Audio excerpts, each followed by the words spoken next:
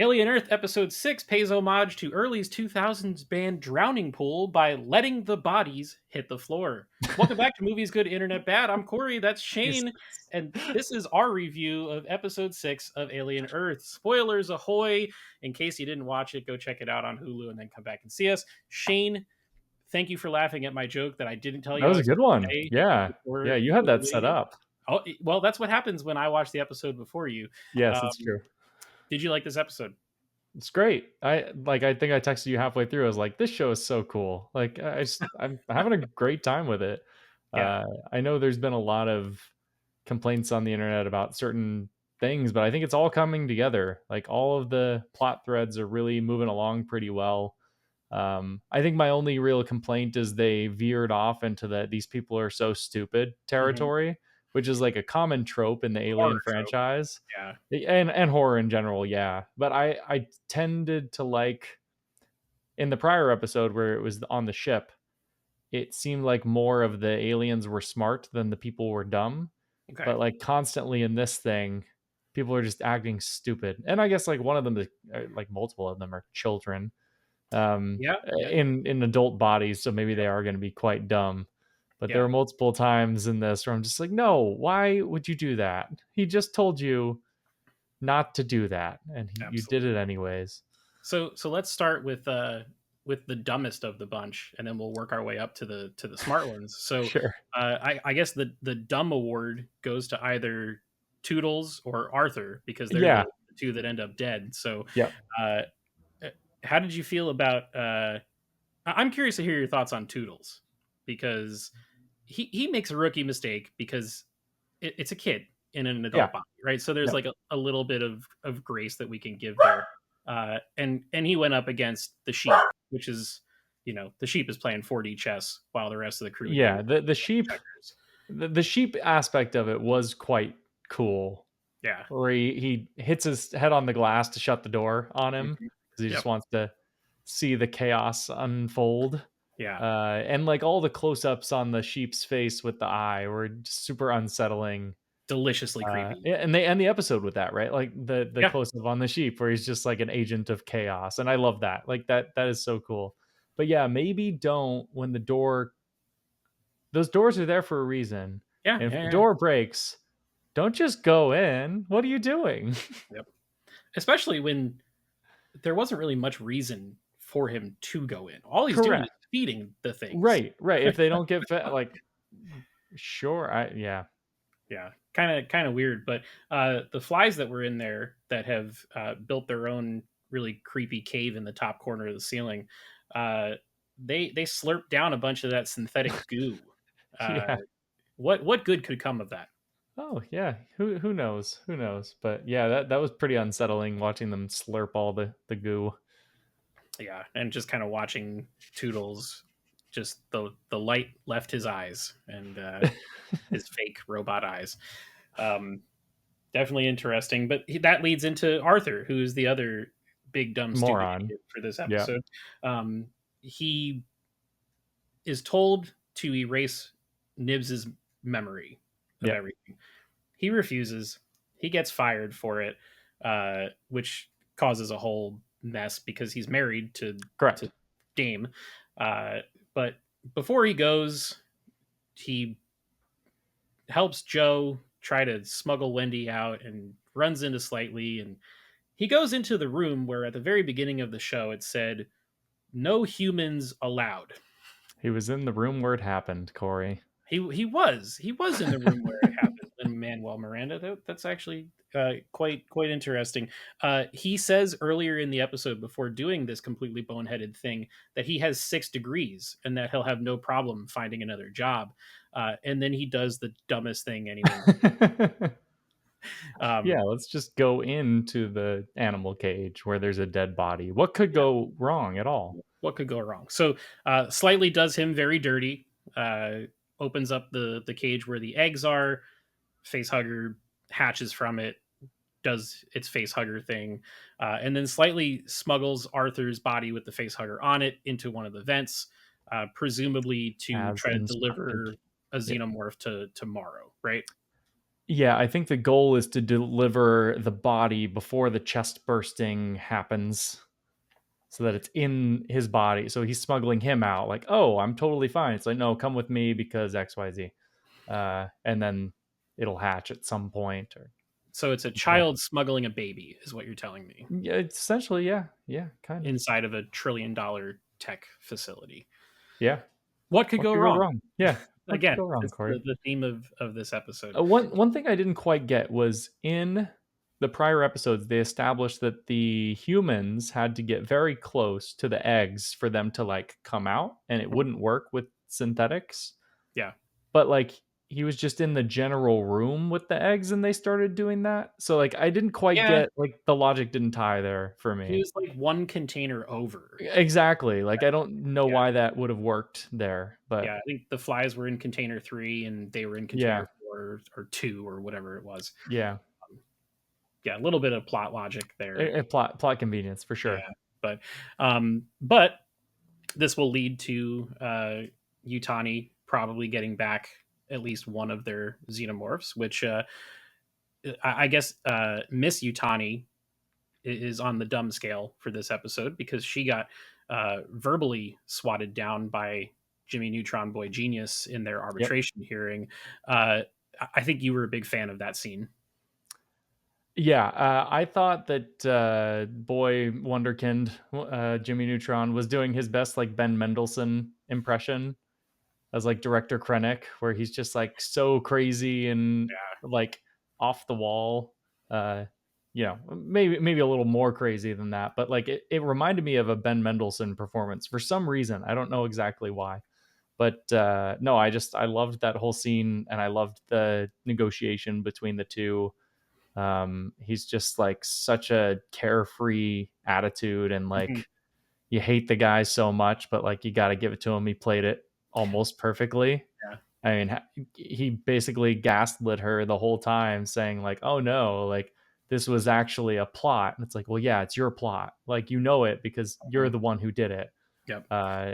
All that was super great to me. It's corporate espionage, right? Yep. I loved how uh, they did all of the money negotiation and then he dropped the quarantine bomb. Yeah, He had that shit in his back Yep, pocket and he yep, was he ready did. to unleash it as soon as the deal Yep, was done.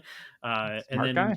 then, she offered $50 billion to forego and break the law, and he was like, "No, Money it's does not not safe." matter to him. So, very interesting development. I'm curious to see where this all goes Hmm. and what kind of revenge Utani is going to try to seek on Hmm. Boy Genius. So let's get into some of the smarter people here. Um, Wendy is pretty smart, Yeah, probably too smart for a kid. yeah. um, and she grew up a little bit, which was alluded to during Boy Genius's bedtime story routine, which is hilarious because he has a blue microphone, which is the same type of Oh, it's the microphone same that. one. Well, it's not the Nice, same model, but it's the same brand. And I'm nice. like, did people They not still pick up on exist like in the future. just scratch the blue logo off and like it could just be any You microphone. know, But that um, it's a good sign for the company that they're around in 2100 or that whatever is true. year this place. They're still making great microphones. Yeah, but have they shown growth? That's the most important thing in this world. Not are we sustaining, but are we growing? But yeah, he alludes to all the kids having to grow up except for Peter Pan and Wendy being one of them. And she does a little bit of growing up of her own, kind of in parallel with the xenomorph. Hmm. We see it physically on the xenomorph. Goes from being a little adorable baby huggable alien to almost guy in a suit. Man in suit, yeah. We're almost Again, a man in a suit. It's still CG for now, but yep. um, that xenomorph that's in there, I have a bad feeling is going to get out at some point. It has to, right? Come on, you Well, can't put nobody puts xenomorph in a corner. and there's only 2 episodes after this Yeah, to get all that resolution. So, it's got to be um, next episode, right?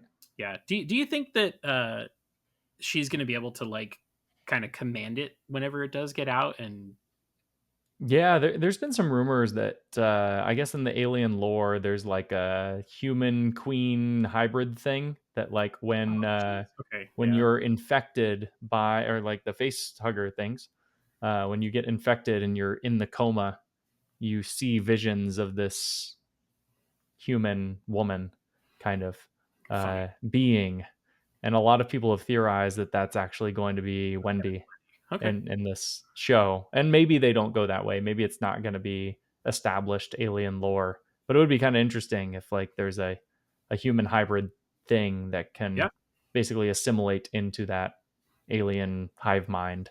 Yeah. And that could be something that's teased for maybe a season 2 if they Yeah. decide to Yeah. go that route Yeah, also. it'll be interesting. I would assume there's going to be some sort of a cliffhanger at the very end, like last shot of the season of like Wendy with a world of opportunity in front of Right. her. Yeah.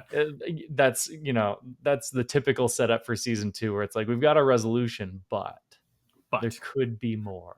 yeah, for sure. Um, Other smart people, Kirsch, my man Kirsch, he watched all of it go down on his little Yep. iPad, Yep. and Boy Genius asked if everything was okay, and he was like, "Oh yeah, affirmative, There's a everything's." parallel between him and the sheep where both You're of right. them are Yeah. just putting things in motion and watching what Uh happens. huh. Yeah. And just that is really really interesting to me because they had that scene in the prior episode where they're seeing each other kind of looking at each other and the eyes Sizing each they're other very up. similar, right? Yeah. They're Yeah. Yeah. doing the experiments, obviously on other opposite sides of it, but they're both doing the experiment and figuring out, what happens, what would happen if I did this. It's the intrusive thoughts. Mhm. Yeah, I'm curious because he has known Kirsch for a while now that something is Correct. afoot because he Yep. knows that Morrow is in Slightly's brain. Yep. He's been watching all this stuff play out.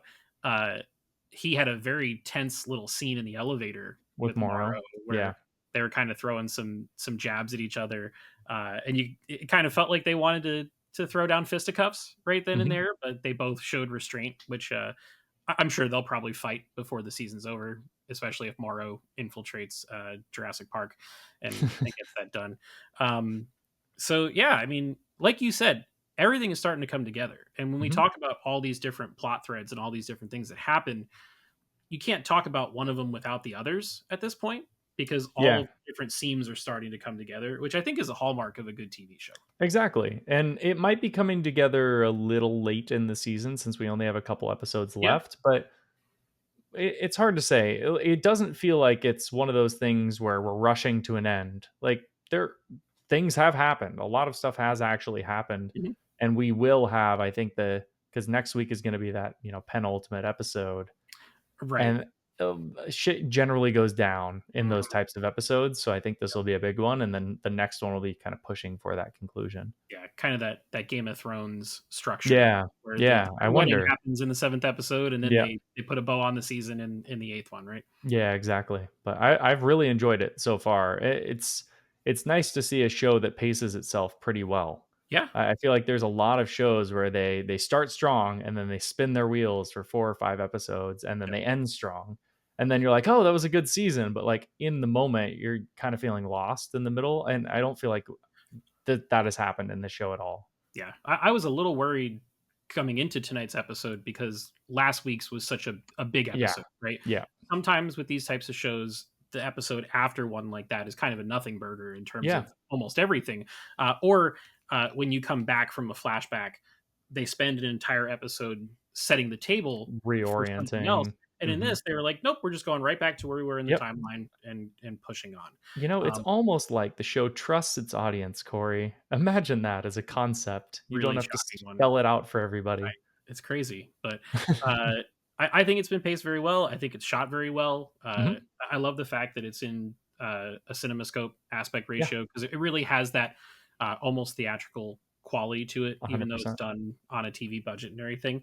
And I'm really excited to Yeah, see where the last two I episodes can't go. wait. And I don't even feel like we're gonna have to rush because every episode so far has been almost an hour in length. Like Mhm. there's still a good It's amount of true. runtime to Yep. go before we're all done. So You mean hour-long shows shouldn't be 27 minutes with a ton of intro And stuff a in them? $36 million budget per episode, and 7-minute long credits that show you the credits in every language imaginable. Apparently not. Wow, cool. Any other thoughts on this one before we take No, this one home? I don't think so. I can't wait for next week. Awesome. Cool. Well, that's going to wrap things up for this video. We would love to hear from all of you. Drop us a comment down below whether you think this show is revelatory or whether you think it's trash. Drop us a comment. We'll make sure to respond to all the ones that come through. Like the video if you liked it. Subscribe to the channel if you have not already.